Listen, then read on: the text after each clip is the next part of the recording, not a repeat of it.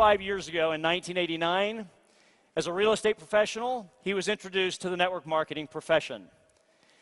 In his first 24 months, he built a team of over 100,000 people. Today, his team numbers over 500,000 in 52, possibly 53 countries around the world.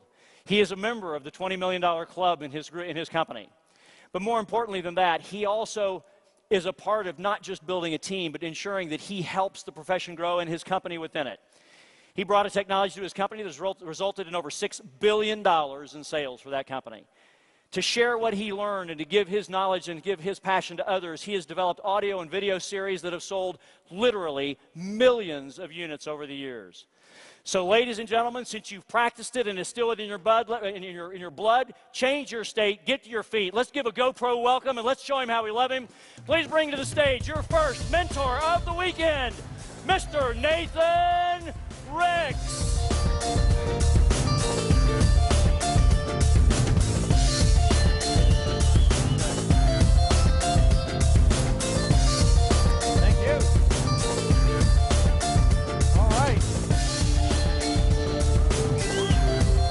Are you ready? Yes. Okay, that was great. You guys learned fast. Wonderful to be with you tonight. This is going to be a great event.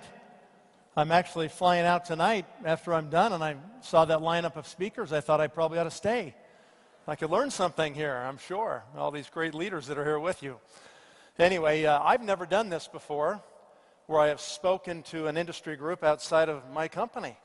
I've always just kind of done my thing for 20 plus years, almost 25 years now, all these different meetings and presentations all over the world, and network marketing has literally changed our lives. It's been an amazing experience to be part of this business, this industry, to meet the people we meet, to see what happens as the industry allows people to become different people, to be changed and to become better, to become something that is close to our potential. So tonight, as we start this, I kind of broke this down into three things. What I'd like to do is I'm going to go ahead, if we can change that one. Next slide. You guys want to run them? Okay, good. I thought I'd do these three things tonight right here. First of all, just quickly, briefly tell you my story, my experience of how I got into network marketing. That's number one. Number two, we'll talk about what it means to be a network marketing professional, right? We're here to go pro this weekend. And so we're going to talk about what that means. And I'm going to give you maybe some perspectives that are different than what you've heard before. And then number three, talk about where I think the business is going, the future of network marketing. So anyway, let's start off just quickly and tell you just briefly my story. I was recruited by my brother-in-law into my first company at the age of 22. And you might remember a company called the Cambridge Diet. Anybody remember that one? Okay. So, yeah, this thing, here's a little picture right here. I guess we can put that up. Here's a picture of the old cans. I found this on the internet. I just thought, are you kidding me? That's amazing. We got that on the screen there. There we go. Good old Cambridge Diet. This company went from zero to $400 million in 30 months, okay? And then they went from $400 million to zero in about 2 months. And that happened because they got big and successful and rich, and the owners weren't really committed to the business. They thought, this is more money than we'll ever see, and they basically squirreled money away to Switzerland, bankrupted the company, told distributors they weren't going to pay their checks. I mean, they screwed up something that was really pretty amazing, right? And that was my first experience in network marketing. And I thought to myself, as I received a check for about $40,000 in a single month when I was 22 years old, and that was about as much money as my dad had made in a year, working, 40 years for the government. And I just thought, this is unbelievable how this thing works. And then it was gone. And I thought, well, that was fun, but that was kind of stupid. How did that happen? And so the next company, because you're done, and so you think, okay, how am I going to replace that income? You can't very well put an ad in the want ads and say, I need a job, average income $40,000 a month, right? That doesn't work too good. Not too many jobs like that. And so we started looking around and said, okay, we need another company. So we jumped into another company. It's this one right here, California Trim. Okay? This was a little aseptic packaged diet drink. These guys were in California. They raised some money. They started the company. And we started working and building this thing. And people, they loved these drinks. They were chocolate and vanilla. They tasted so incredible, people were actually gaining weight instead of losing weight on this diet. We'd ask people, wow, how many cases did you eat, you know? And they were just sucking these down and pitching the boxes. And we had all kinds of problems, you know. We had problems manufacturing. It was underfunded. Checks got to about $50,000 a month. And all of a sudden the president said, we're not going to pay them. You know, you guys aren't worth $50,000 a month. And so the company obviously went bankrupt within 2 or 3 months after that. And so you learn a bunch of lessons, you know, through these challenges, these failures. After that one, I said, network marketing, great idea, but nobody seems to know how to run the company. Nobody has any integrity, you know. I feel like I can go do my part, but they're not doing their part. And I thought, okay, stupid business, I'll just go do real estate. And so that's what I did. And at least in real estate, I could work and I could depend on me, and I didn't depend on them. And so that's what I was doing when I got recruited the third time. So I got a phone call late one day. I walked into my kitchen after being at my real estate office late, and the phone's ringing. I'm just tired, hungry, just want to eat dinner and relax, but it's my brother-in-law on the end of the phone. This is the exact same brother-in-law that recruited me the first 2 times. So I wasn't too excited to get the third phone call from the same brother-in-law, as you might imagine. And so I listened, and he's telling me how this company is going to go great. Now's the time. And I just said, Craig, thank you for the phone call. I appreciate it. But I'm just not going to do it. Very definite. And he just came back really strong. And he said, what is your problem? And I thought, great, he wants to know my problem. I think I'll tell him. And that's when I said, you know, it may be the greatest thing ever, Craig, but you know what? My problem is I'm really competitive. I said, you've already been doing this 3-4 years. You're 30, 40,000 a month. You're so far ahead of me that even if I, you know, joined today, I'd never catch up to you, and that would drive me crazy the rest of my life, and that's my problem. And he said, that's the stupidest thing I've ever heard in my life. He said, you know, I'm going to move ahead in this company with or without you. And he said, you know, your real problem is you're in the wrong vehicle. You know, you're out there trading your life away doing this real estate thing, and you're going to have to be on that financial treadmill forever. The second you stop closing deals, showing houses, doing that thing, it's over. He said, I've got a way you can work hard one time. And I think for those of us that are in this industry, if we want to communicate to our prospects, to our family and friends, people we care about, if we want to really connect and communicate, you got to get really clear on what is the kernel, you know, at the very heart of our industry. What is it that we're trying to communicate with people?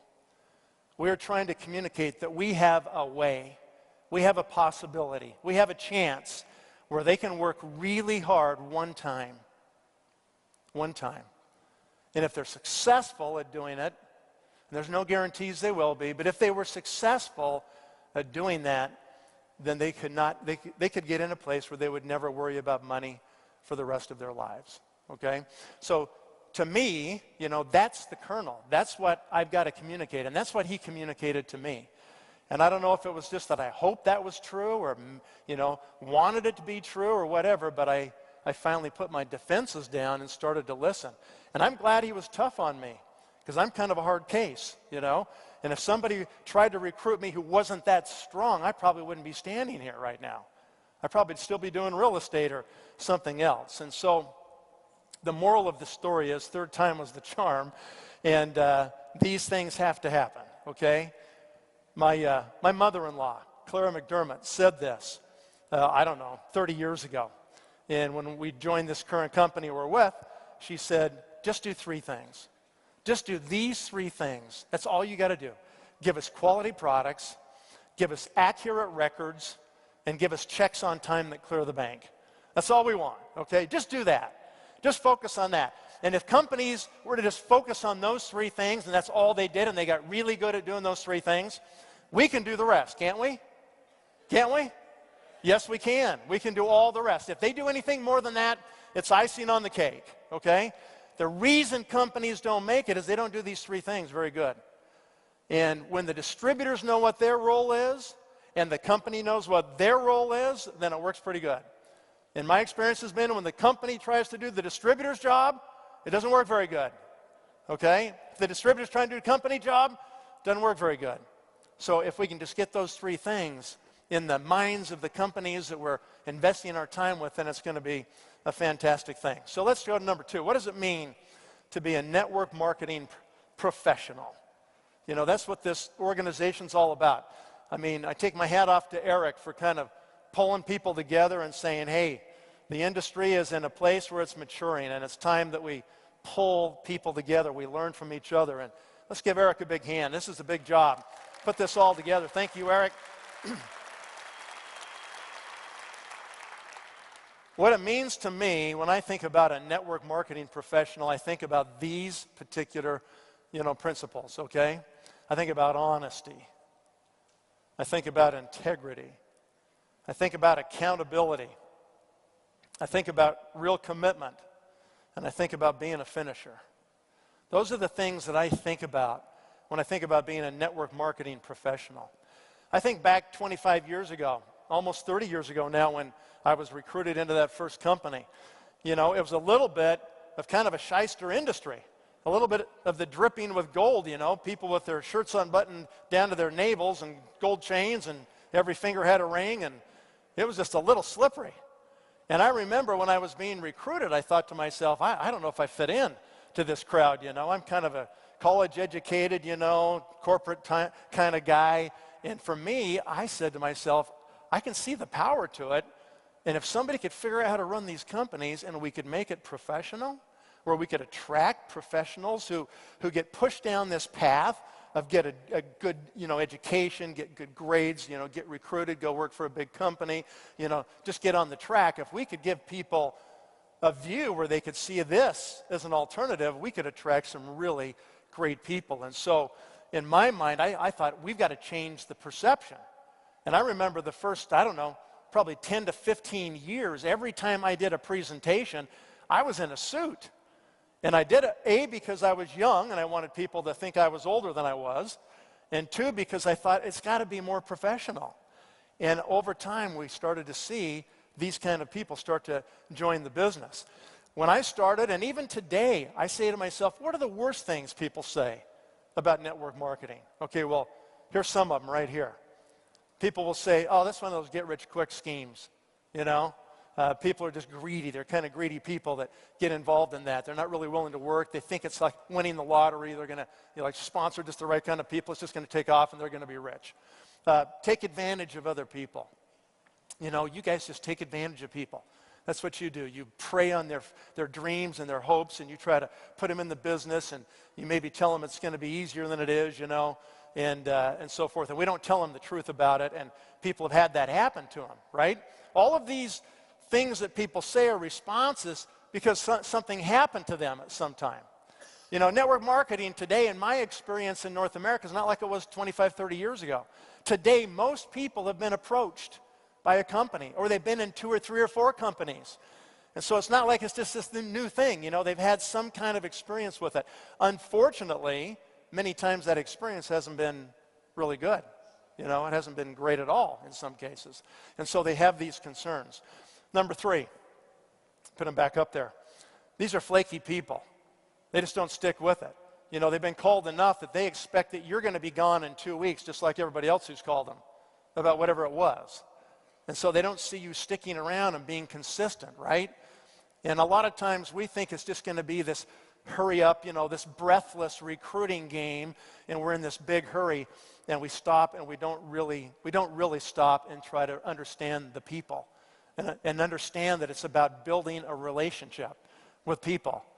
And if you're really committed to your company, you're really going to do it no matter what. It doesn't matter if they say yes or no, because they may say yes in 6 months. And you may call them 6 months after that, or 6 months after that, and 6 months after that. Some of the best people that I've recruited took me 5 years. 5 years. Making a friendship, putting people in my world and around me and doing things with me and with their families and getting to the place where they really trusted me. I recruited one guy named Lon Wardrop. It took me 5 years, and I've made over $10 million from that one organization in the last 10 years, right? Was that worth it? Was it worth it 5 years? And what if he would have told me no and I was offended and said, phew, scratch that name off? That would have been a big mistake, right? Overpriced products, that's another thing. You know, you guys just sell products that are overpriced. I can find something else that, you know, similar and it's a lot less money and I can buy it down at the store, and you guys have to do that so you can pay all those multi-level commissions. You ever heard that one before? Yeah, we hear that all the time, don't we? And that happens because some companies sell products that don't have any real value. You know, there's nothing really about them that delivers any real value. There's no real reason for them to exist in the market. You have to have a reason to exist in the market. It's a big world out there. People are smart, you know, they're informed, the internet's out there. And so you have to have real value when you do that. And the list could go on and on. Everybody here, you guys are all professionals in this, so you could put up another 15 or 20 of these things. Well, wouldn't it be great if people said something like this? Okay? Yes. If they would say to you, I wish I had done something like this earlier in my career. I've had a lot of people say that to me. You know, I can see what you've done now, Nathan, but I'm old, you know. I mean, I'm probably too old to do this now. I wish I would have done that, you know, 10 years ago, 15 years ago, right? Yeah. Anybody who could come and live my life, I promise you they would say, wow, I wish I would have done what you did. I promise you, right? Or, wow, you know, you're involved with X company. That's impressive. How would that be if the day comes when network marketing companies are big, powerful, successful, and people know the companies by name just like they would know Apple or Procter & Gamble or any other, and they would say, wow, you're a top leader in that company? Impressive, you know? You must have been lucky. Huh, wrong. Luck doesn't have that much to do with it, in my experience, right? Or they would say something like this: I wish I had control of my life and my time like you do. What's the ultimate luxury? Time. You can lose houses, cars, money. You can get them all back, right? But once you lose time, it's gone forever. You can never get it back. So time is the ultimate luxury. It's the most valuable commodity. We don't have any time to waste to do anything. There's too many great things to do in this world to waste any time. Or how about people say, you are the luckiest person in the world to have the career you have? I've had a lot of people tell me that over the years. They may not be willing to pay the price, but I've had a lot of people say that. Or finally, if somebody could say, I wish I could control my destiny, my own destiny, and chart my own course. How many people do you know that feel like they have no control over their future, over the outcome of their working career, their lives? You know, the world is full of people that have this hidden stress, and yet they don't know what else to do, and they don't know what else is better out there or how they would do it. So, if we're going to change the network marketing paradigm, it requires us to change. Okay, you may think, you know, companies drive this industry. Nope, the time is now here when network marketing leaders drive the industry. It's up to us to set the pace. It's up to us to make things different, okay? And so, this weekend while you're here, think about that. You know, the bad actors in this industry will be gone because people are getting more educated. They're getting wiser to what has to happen to make these companies work, okay? And you can vote with your feet. You can leave, right? You can go to the companies that are really committed to make this industry what it really can be, because it can be something dramatically bigger and better than it is right now. And so my question, I think, for all of us, and I include myself in these comments tonight, I'm just going to speak from my heart, okay? It's all I know how to do, and I'm just going to apologize in advance if I offend anybody. I'm going to be fairly direct as I go through this, and I'm speaking to me as much as I'm speaking to you. I am by no means any perfect person, okay? But I'm trying to be better all the time, and I think that's incumbent upon all of us. Eric stood on the stage a moment ago, and he said, I feel a big responsibility to put this together. I feel the same responsibility tonight.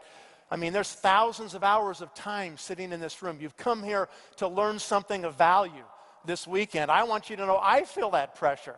I feel that responsibility. I want to say some things in the next few minutes that'll hopefully make a difference so that we change collectively. As we change as leaders and we get better in this industry, then things are going to happen.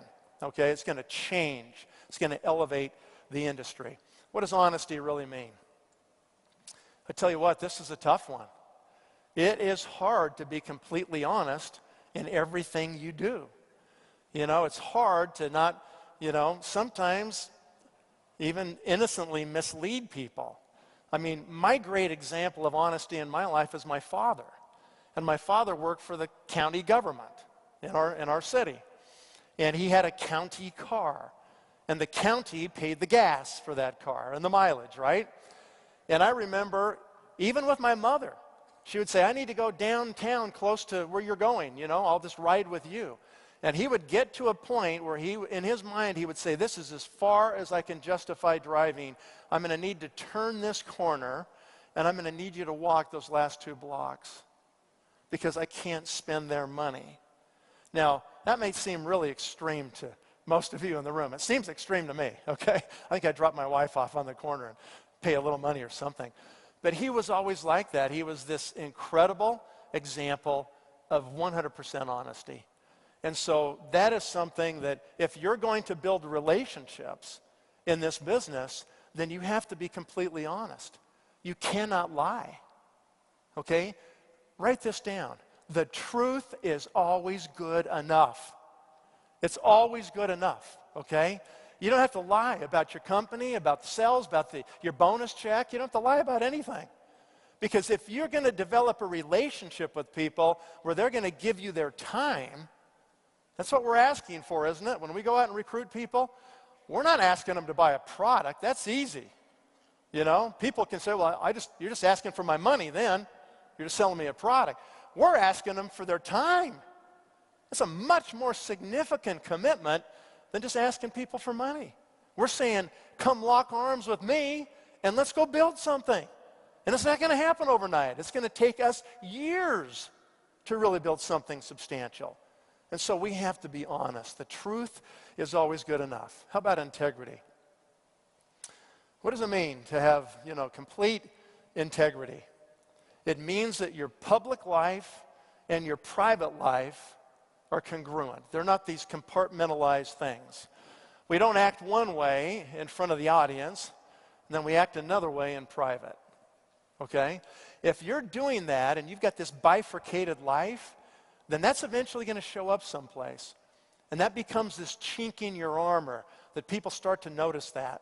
Okay? And I'm not saying you got to be perfect. Nobody's perfect, okay? We all make mistakes. Everybody does. I've made plenty in my life. I'll make more, I'm sure. But what we do is we try to bring the private and our public lives into congruity. And if we can do that and we bring those together, then we are who we are. What you see is what you get. And it's good enough, right? Because then you're real. Then people can really know you. Then they can have a relationship with you. Then they can trust you because they know who you really are, okay? Integrity is what happens when nobody's looking or we think nobody will ever find out, okay?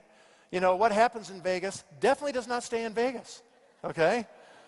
I mean, anonymity, if you think it's going to be hidden or something like that, that's fine. It doesn't matter because you know. You know what happened. If nobody else knows, you know, okay? And so that starts to erode your integrity. And what you want to do is have integrity. Decide the principles that you're going to live your life by and then do it. And that's the key to it. Okay, accountability. People all the time try to blame other people for their failures, okay? When you accept full responsibility for your own failures, then you'll start to make progress. That's called accountability. We're accountable to each other, to our downlines, to our uplines. We're accountable to our spouses, to our children, to our parents, to our siblings. We're accountable to all the people in our lives for the things that they expect us to do or things that we've said we'll do. And so accountability becomes critical. In my book, these three: honesty, integrity, accountability. And I expect that of the company. You know, I expect the company of all, they've got to exhibit those things.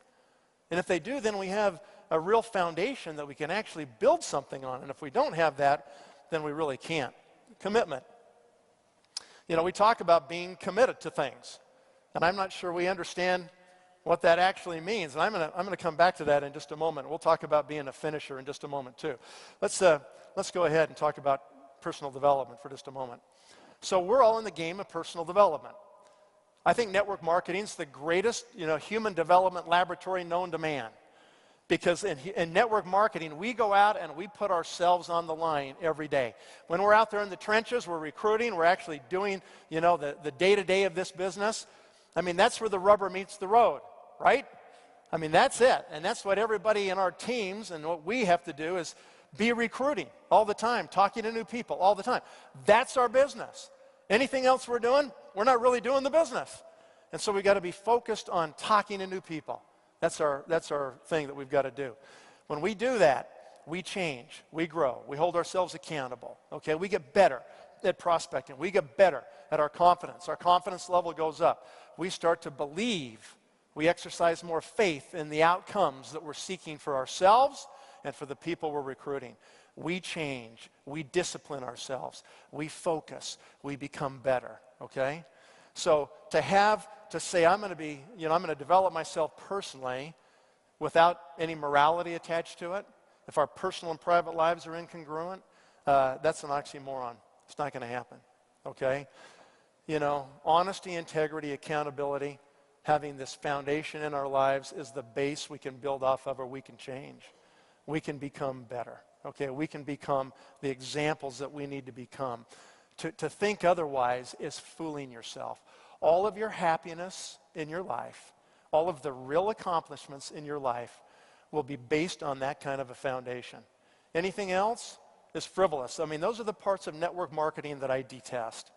I can't stand the get-rich-quick garbage. I can't stand all the partying that goes on. I can't stand all the baloney that takes place. That stuff, to me, those kinds of people, they will not last. I've seen them come and go. So many, thousands, okay? I'm looking for people that want to really become great people, that want to build on a solid foundation, that want to go out there and be an example for their teams, build real businesses that can change their lives forever, okay? And that's the responsibility we hold, okay? That's what has to happen. We have to check our ego at the door and always focus on them, not on us. A great person I know, the founder of our company, said this. He says it every time he speaks. Don't sponsor unpleasant people. Don't sponsor dishonest people. We don't need them. Let them go someplace else, right? This is a business you get to pick who you want to work with. When you work at a company, they tell you who to work with. But here, you get a pick. So don't sponsor dishonest people, right? Sponsor people that have this basis, this character, this integrity, this foundation that you can build on. And then something great will happen there. Okay. Let's do the next one. Okay. So I think we got a little messed up there on the slides, but let's do this. What is a network marketing pro? A network marketing pro will always act with integrity. Okay? A network marketing pro, yes. A network marketing pro will not lie. The truth is good enough. A network marketing pro will not fake it till they make it. How do you have a relationship of trust with anybody who's trying to fake it till they make it? You don't need to do that. People don't believe that stuff anyway. And if you tell people the truth, about where you're at and what you're doing and where you're going in your business, that truth is good enough because now you've told the truth. And now they can trust you. They can sense that, and they can have a relationship with you.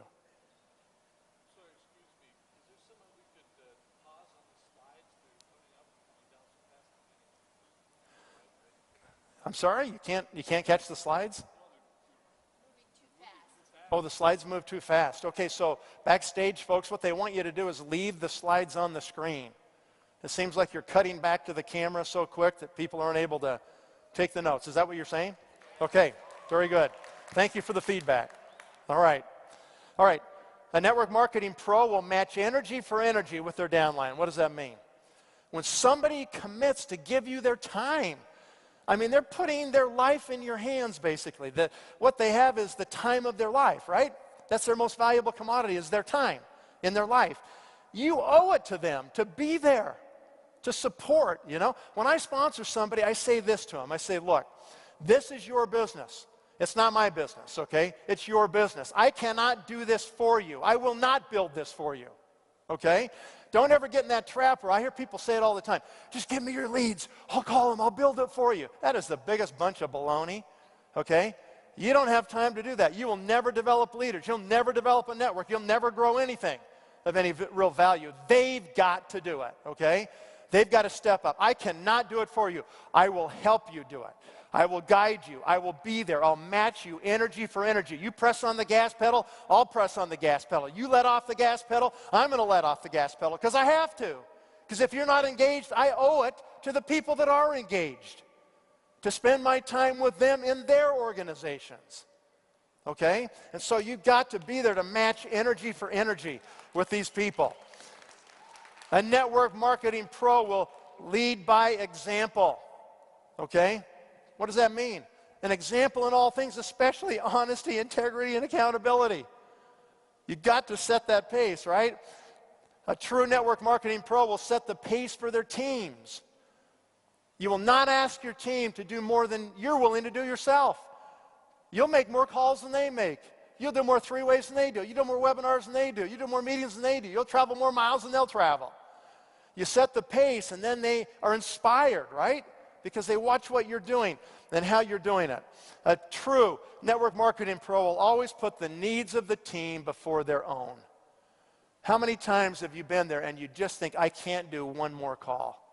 I am so burned out. I cannot do one more call today. And you see who it is. It's ringing on your screen of your phone. And you know you have to pick it up. Okay? They need that right now. They've got somebody on the phone right now, and you got to talk to them right now, okay? And a true network marketing pro will always paint the vision for the future. They're always putting the future out in front of their people, right? Just keep pressing forward. Keep being that beacon for people.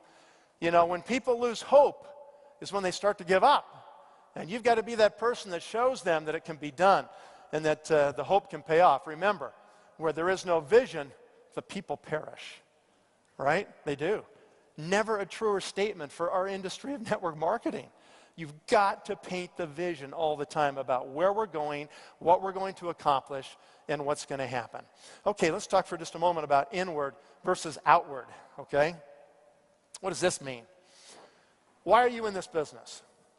Are you doing this so you can be rich and you can make money and you can have control of your life and your time and freedom and all those things? Is that why you're doing it? I have to admit, when I first started, I thought if I could make $10,000 a month, you know, that would be pretty good. But as you start to get into the business, you very quickly figure out this is not about you. It's about them. It's about your team, right? That's what it's about. And anytime we start to get inward focused is when we start to get the discouragement. It's when we start to slow down in our growth. If you ever start to feel like, oh, I don't know if I want to call these people, I'm afraid to call them because I'm going to get, you know, told no, perhaps. Now you're starting to make yourself the issue. This isn't about you, okay? It's about them. Anytime we start to get inward focused and we start to have kind of those selfish feelings, and I'm going to tell you, it's a selfish feeling for you to feel rejection. For you to sit there and be afraid of rejection is selfish on your part because it's not about you. It's about them. It's about what you have that you can give them that's way better than what they're doing right now themselves, okay? It's a way better option than grinding out their lives in some stupid job somewhere that they have no security, okay?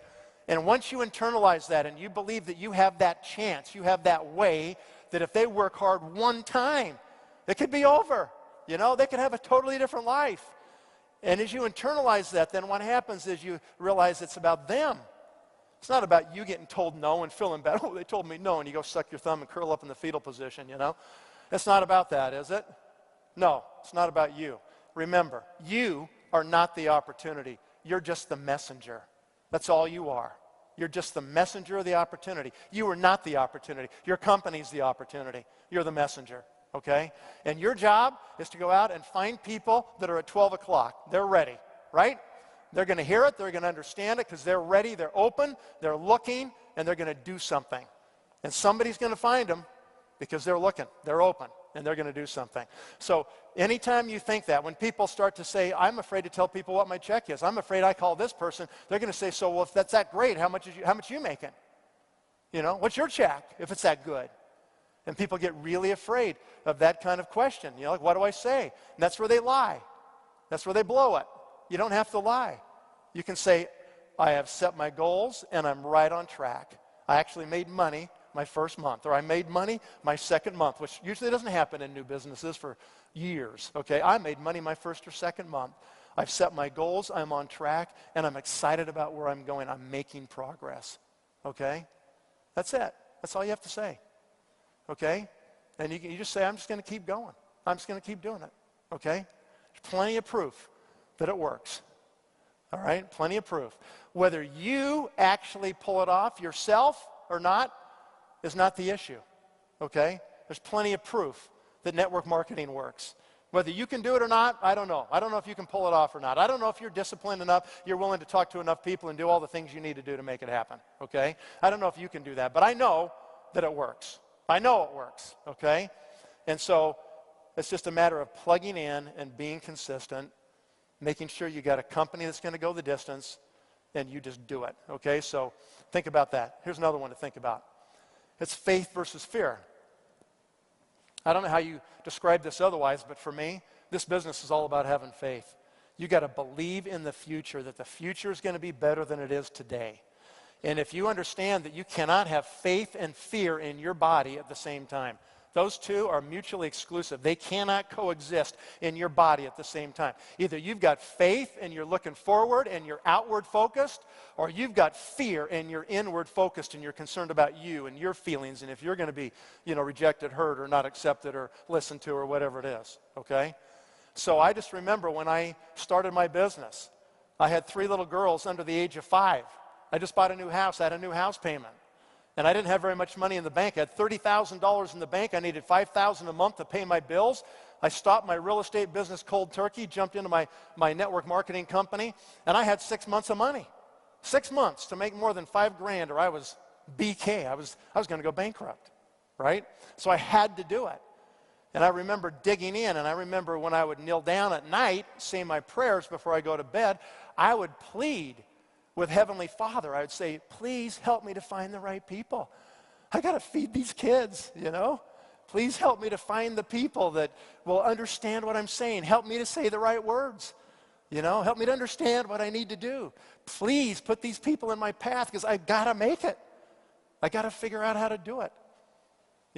When you're in real need like that, you have pretty earnest prayers, don't you? I mean, I do.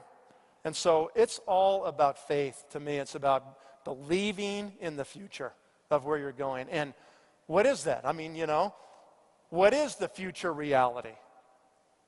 The future reality is nothing more than what you perceive it to be in your mind. That's why motivation is so important. That's why you need to listen to good material, to good audio tapes, and good CDs and stuff, because it helps you to bolster your belief. It expands your faith in the future about what's possible for you to do. And that's why it's so critical to feed your brain great things. Okay, we got to hurry. I'm going to give you the secret to human development right now. This is the process. These are the 6 steps. And if you will follow these steps, I promise you, you can change yourself to the kind of person that you want to become, and it will work. And here's exactly how the process works, good or bad. Okay, it just depends what you're going to do. It all starts with our thoughts. Okay, what separates human beings from all other forms of animal life?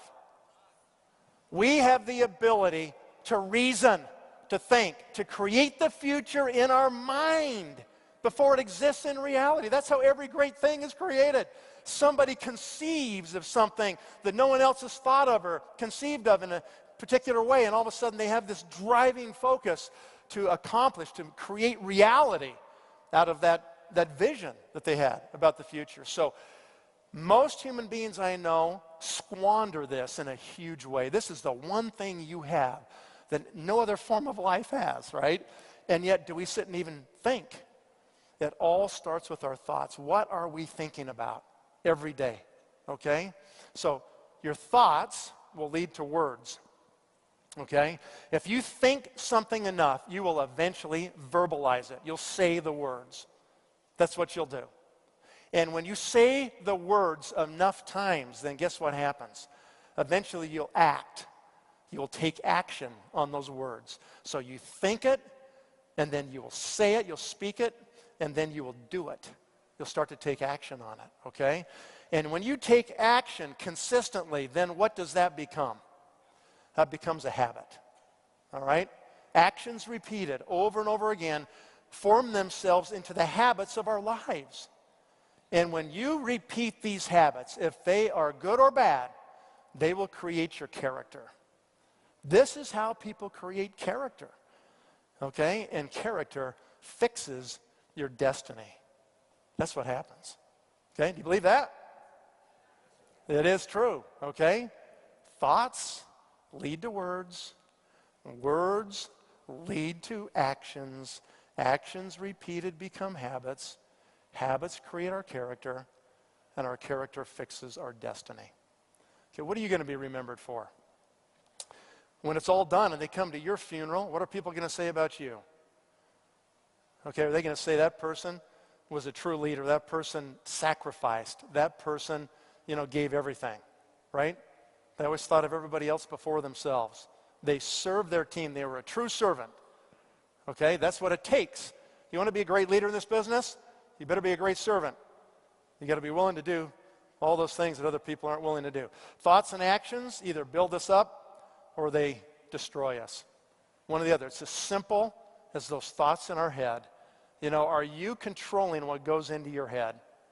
Are you on purpose feeding your mind great things every day? Okay, now I'll speak to mostly the men in the room, but some women have this problem, and that's pornography. And I'm just going to tell you, if you are doing that, you got to figure out how to stop it. And if you're addicted, fix it, okay? Because it will destroy you, I promise you, okay? You have got to figure out how to put good stuff in your head. There's so many great books to read, great success stories, people that have overcome all odds, okay? Start pumping this stuff into your head. Get inspired. Start to think higher thoughts and better thoughts about these things, right? What is it about habits? Either the best of servants or the worst of masters. It is true. It's one or the other. And it all starts with those thoughts, those words, those actions. They become habits. They can be your best servants. You get the right habits going, and it's almost effortless. You do the right things by habit. You get the wrong ones going, watch out. Really, really tough. Okay, let's finish off commitment really quick here. We're going to run out of time. All right, let's talk about ham and eggs for breakfast. So what does that have to do with commitment? Well, it's simple, right? The chicken's involved, but the pig is committed. You got that one? That's kind of a slow joke. You have to think about that. Yeah. Are you really committed? Are you prepared to give it all? To really do that, okay? How about the hokey pokey? We all know that little song, don't we? You got 1 foot in and 1 foot out and 1 foot in and shake it all about, doing the hokey pokey. That's what people do in our business. They got 1 foot in, 1 foot out. Maybe I'll do it. Maybe I won't. They're playing the hokey pokey, man. Stop that. Jump in with both feet, right? Get going. Get serious about it. How about protection that cheats? What does that mean? I watch this all the time. People, they just want to hold back a little bit. I'll commit like 80%. I'm going to hold that last 20% back so that if I fail, which means when I fail, I can say, I never really gave it everything. I didn't ever really give it everything. I watch people do this in their marriages. People that you want to doom your marriage, just pull back 10%. Don't give it all. Just hold back so when it blows up, you can go, yeah, I never really gave it everything, so that's my protection. What are you afraid of? Get in the game. Give 100%, right? Make sure that it happens. Who's the most difficult person to recruit? Who's the hardest person to recruit? Yourself. And once you really recruit yourself, it's all downhill from there. When you're really in it, and you say to yourself, I'm going to do this for the rest of my life. I found it. This is what I'm going to do. I'm going to get great at it. And when you do that, then all of a sudden things change. Everything changes. And people can hear it in the tone of your voice. They can see it in your eyes. They can feel it in your demeanor. And all of a sudden people start to want to follow you. Nobody wants to follow anybody that doesn't know where they're going. Why should they? They'll be as lost as you are, right? You got to know exactly where you're going and what you're going to do. All right, let's talk about finishing. It's easy to start anything, isn't it? Easy to sign up, easy to make this commitment, easy to tell people you'll do this. It's even easy to get married, okay? It's hard to finish. It is hard to finish. You know, you've got to learn to be a finisher. This is the biggest challenge I see in America today. People are too lazy. They got it too easy. Too easy to quit. There's not enough ramifications when they quit. And because they learn this attitude of entitlement or being quitters, then what happens is they cheat themselves. They never really will ever reach their full potential. There'll always be these people that just kind of sift around and are mediocre in all things of their life. They never really will go to the top and really achieve in anything. So think about that, okay? Be careful what you start. Don't make too many commitments. Really think about your commitments before you do it, because you want to make sure you're a finisher. And if you commit to start something, make sure you see it all the way through to the end, right? And don't ever stop doing that. You can do hard things. This is one of the hardest things in life, is to build a huge network. It's hard. It's not easy. It's full of discouragement and rejection and, all kinds of, depression and all kinds of things that happen, okay? It is not an easy thing to do. You've got to learn to love people and be committed to building this kind of a thing. This is a big problem with your kids. I watch so many kids nowadays, they're so good at complaining to mom and dad that it's too hard to do it, or I can't go to practice today, or I can't finish that, or I can't, complete my studies or this. And parents are, poor Johnny, come over here. Let me make you a cripple. Let me just take you out of life and help you to be a quitter. Okay? Suck it up. And tell your kids to suck it up. Okay? And go out there and learn how to be a finisher and make things happen. Okay? Lead and teach by example. You want to teach your kids how to finish? Who do you think they're watching? You. You say, I'm going to quit smoking. Do it. Don't have your kids go, yeah, mom said that 100 times, You say you're going to go do something, you're going to, build this business. Do it. Or do you want to have your kids watch you quit and go from one to the next, the next? It doesn't get any better in the next one, because the problem's not the next one, right? It's you. Problem's you. You got to change. You got to learn how to get focused and get better. If you're a quitter and you've quit a lot of things in your life, decide today that you will not quit anymore. All right? Decide that you will become a finisher and you will make it happen. Every single business I've ever seen is hard. I've never seen an easy business yet, ever. They're all hard, okay? And so you just got to suck it up. You got to make the commitment. You got to say, I'm going to finish. I'm going to go the distance and make it happen. And I take a lot of courage from people that I see around me that are examples of finishers, Think about Steve Jobs. He starts this company. It's a darling in the beginning. They've got the first home computer. He's famous, basically. And then he gets booted out of his own company. Think of the shame. I mean, think about how you wouldn't even want to show your face in Silicon Valley, You had you were like the hottest thing, and now you're nothing. Now you've been kicked out of your own company. Would you have gone off and made another success like he did? And then would you have come back when they asked you to come back? Or would you have said, screw you, I'll show them they were wrong? Or would you have the humility to say, okay, there's something really there. It is my baby, and I'm going to go finish it. I'm going to finish it, okay? Do you realize that Apple was nothing compared to Microsoft for 30 years? Microsoft was the gorilla, okay? 2007, when Steve Jobs introduced the iPhone, the world changed, okay? And Apple took off, and he finished his job, didn't he? He absolutely did. Today, Apple is twice the size of Microsoft. Twice the size of Microsoft, because he finished. He didn't quit, Somebody forced him out, but he came back and he didn't quit. And so think about that. How about this one? I just go back to Scripture, okay? For which of you, intending to build a tower, sitteth not down first and counteth the cost, whether he have sufficient to finish it? Lest haply, after he hath laid the foundation and is not able to finish it, all that behold it begin to mock him, saying, this man began to build and was not able to finish. People think that about you? Do they watch you and see you not finish? This is all about relationships, folks. The longer you stick with it, the more you go towards finishing your task that you've decided to embark on, the more confidence people have that they need to follow you. It just gets stronger and stronger and better, right? And you know, who's the greatest finisher of all? There is one who at the very end said, it is finished. Okay? So be a finisher. Okay, last point. Why will network marketing continue to grow? Here's why. Around the world, economies have fallen apart. Pension plans are bankrupt. There is a massive need for supplemental income. That will continue to drive people, even in much older ages, into network marketing. Because they're not going to be able to dig ditches at 60 and 70 and 80, and they're going to live a long time, but they can open their mouths and talk and share products and opportunity with people. Number two, the need to be active and engaged.